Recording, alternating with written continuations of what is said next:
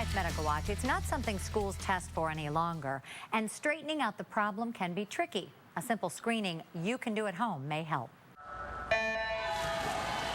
I love swimming. I've been doing it since I was 4. In the water, she flies. In the stands, her parents cheer.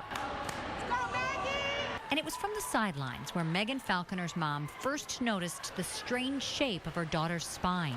She said it looked a little funky, that we should probably go and get it checked out. She had a sort of what we call a double curve here. Orthopedic surgeon Dr. Chris DeWald diagnosed Megan with scoliosis. We see it in about 3% of the population. Only a small percent of those will continue to get worse, but it's growth that tends to make idiopathic scoliosis get larger. Megan began wearing a back brace at age 7, the first line of defense for treatment. But as she grew, so did the curve in her spine. By age 12, it was clear she'd need more. The curve had progressed to 50 degrees. But the curve sometimes still gets larger even though they're wearing the brace. When you stop growing, if the curve is less than 30 degrees, it tends not to be a problem. If the curves are over 50 degrees when you're done growing, when you start getting to that level, you start to have problems with lungs and your cardiac function. So some of those we have to then eventually consider surgery for. Like Megan, today her 10-inch scar is barely visible, an external reminder of what lies inside, an intricate grid of metal rods and screws. Think of the rods more like an internal cast. And that is, it holds the spine together as the bone fuses. And we're putting a number of these screws along here and along the other side.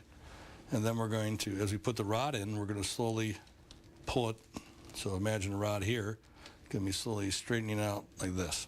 The end result? In Megan's case, a 10-level fusion of the bony vertebra. Is it absolutely perfect motion? No. And my restrictions would be gymnastics and contact sports. Yeah.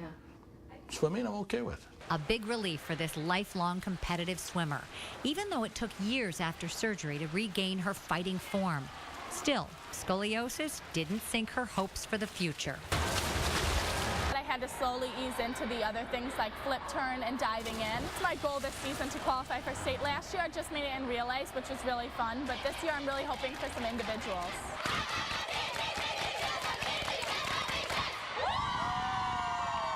Megan's treatment may have been complicated, but it started with a simple test, one parents can do at home with their kids.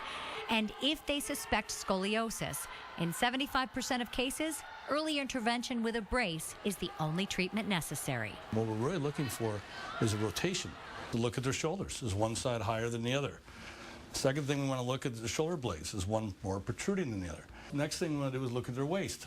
We look at their waistline by taking a look at this side compared to here to see if they look symmetric. We want to look at her back and see if one side looks higher than the other. And she looks very symmetric and is normal. Scoliosis tends to run in families. There's a newer genetic test called a Scoli score. It's a simple saliva DNA test that tells doctors if patients are at high risk for progression.